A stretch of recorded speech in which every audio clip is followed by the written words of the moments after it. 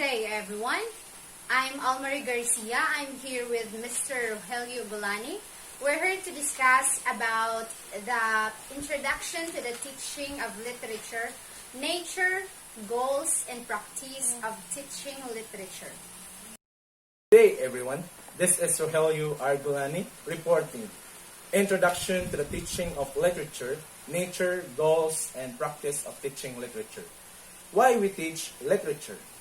We need to teach literature to broaden the knowledge of learners in terms of linguistic elements. Literary texts offer samples of a very wide range of styles. Registers and text types many levels of difficulty. According to some researchers, we need to teach literature because literature is often said to be the window to the world. It is a product of cultures that has compendious store of information, through which learners can gain insights as to history, traditions, and conventions of the target language, Carter and Long, 1991. By reading history and literary texts, learners can get discerning glimpse of a range of cultures and other useful insights that can help broaden one's worldview. Literature is said to be the fundamentally study of language, and literature is language in use and cannot be separated from language.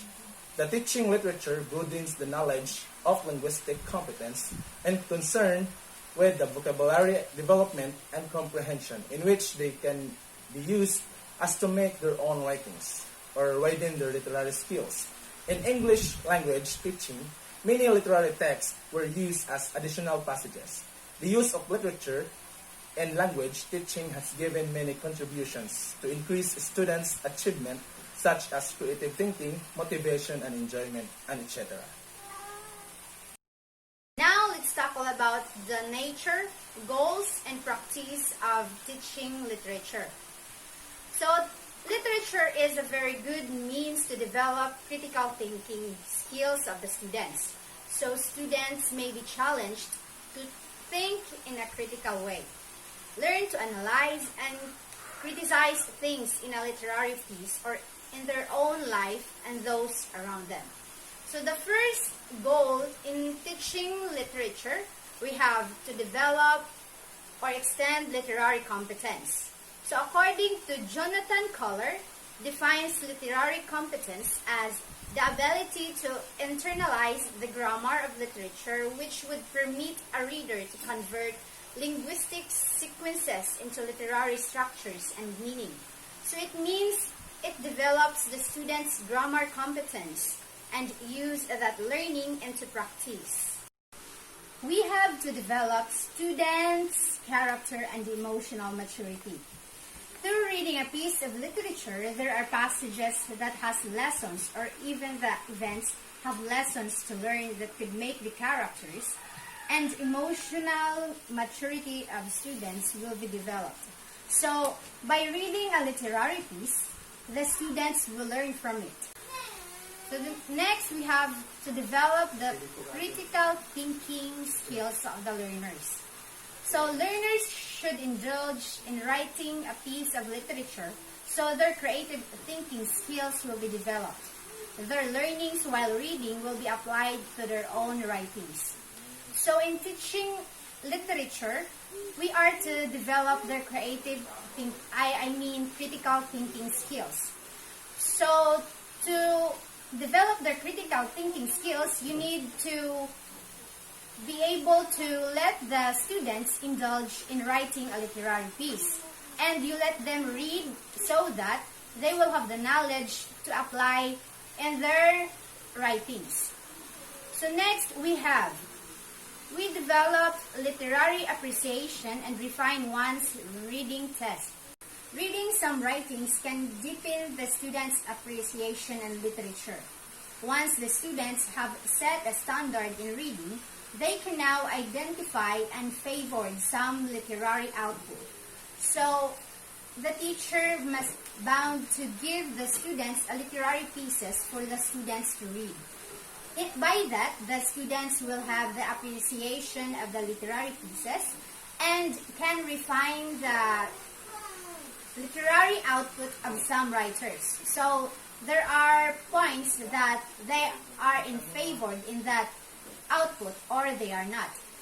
Next, we have develop critical thinking skills.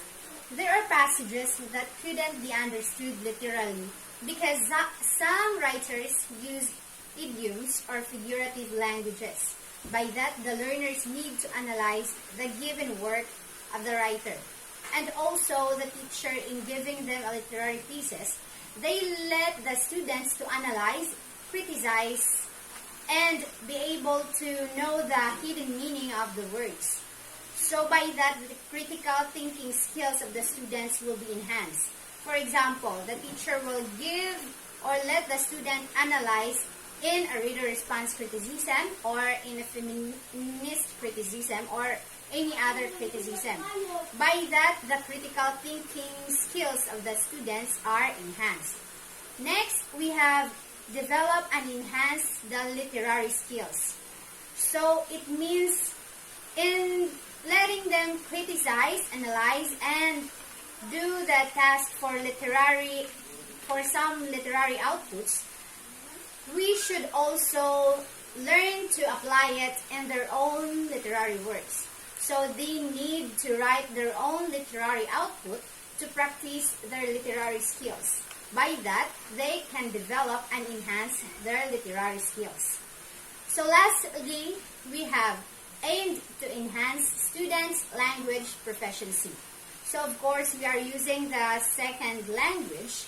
So in reading a literary output or in analyzing a literary output or anything that is related to a literature, the language proficiency of the students will be enhanced by that.